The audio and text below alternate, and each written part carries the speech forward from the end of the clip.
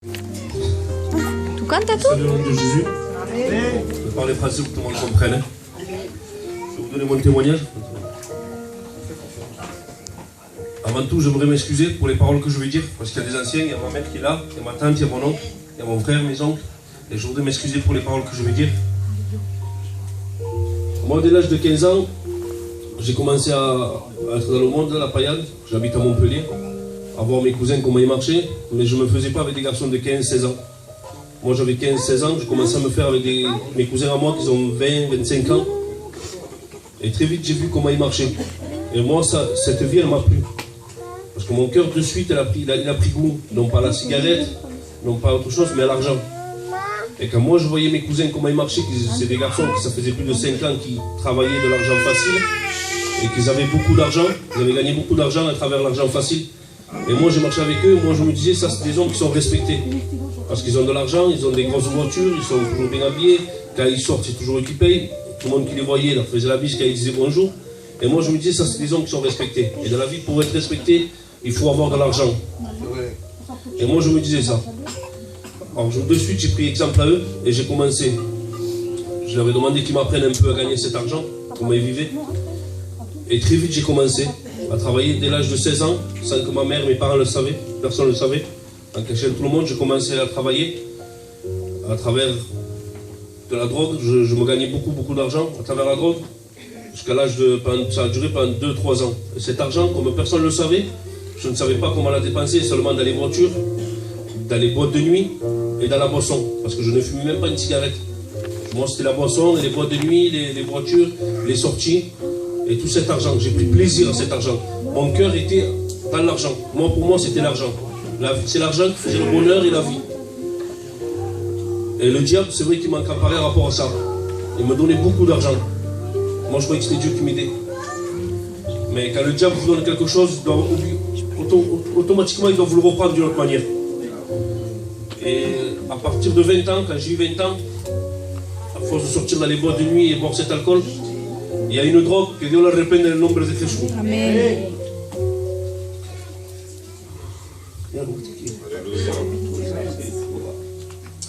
Il y a une drogue ici qui s'est un fléau en ce moment, qu'on appelle la cocaïne. J'ai commencé à toucher à cette drogue. À travers les boîtes de nuit, j'ai commencé à toucher à cette drogue. Mais moi, pour moi, c'était un passe-temps. Que dans les boîtes de nuit. Je prenais de l'alcool, de la drogue, et je me sentais bien. Jusqu'au moment où ça a commencé à aller de plus en plus. Après, c'était carrément les jours de semaine. C'était 7 jours sur 7. Je partais de chez moi, je ne rentrais pas pendant 2 jours à la filée. Je partais un vendredi, je rentrais un dimanche ou un lundi à 3h de l'après-midi, 4h. Seulement juste pour la drogue. Après, je ne travaillais plus pour l'argent, mais seulement pour l'argent pour pouvoir me payer cette drogue.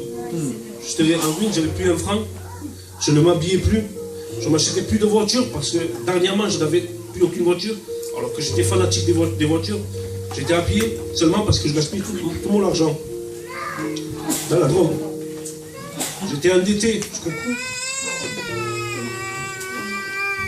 Par rapport à cette drogue, ça m'est arrivé de rester 2 jours enfermé dans une voiture. Quand je sortais un vendredi soir, mes cousins ils rentraient à 7h, 6h du matin, ils rentraient chez eux. Ça y est, la soirée elle a fini, ils ont passé une bonne soirée, ils rentraient. Moi, qu'est-ce que je faisais à 7h du matin? Je repartais marcher dans la drogue et je me repartais dans un champ de vigne et je m'enfermais dans ma voiture en train de me droguer. Durant 2 jours enfermé dans ma voiture. Et rien ne pouvait m'enlever de là. Je me rappelle que ma mère, elle était venue chez moi. Elle avait le deuil de mon père. Et elle était venue me crier.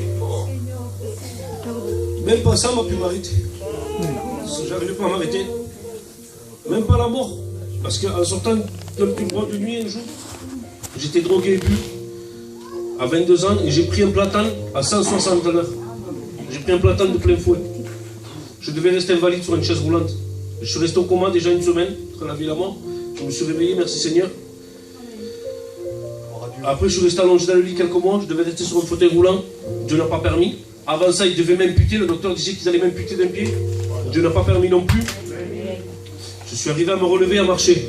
Même pas ça m'a fait arrêter. Parce que dès que j'ai pu marcher avec mes béquilles, 6 mois ou 8 mois après, je ne me rappelle pas, Mes collègues à moi, après, c'était les patrons de boîte de nuit, les patrons de bar, les patrons de restaurants.